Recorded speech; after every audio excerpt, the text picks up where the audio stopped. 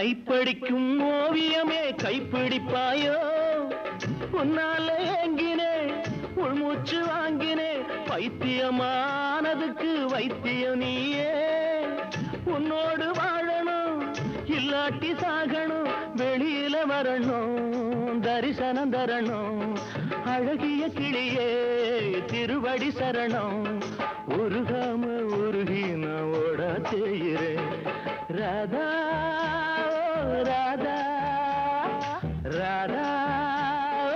ராதா தேவதாசு நான் ஒரு ஜாதிதானடி உன்னை தேடி இங்கு வந்தேன் நடுவீதிதானடி உன்னாலதான் மனம் பித்தானடி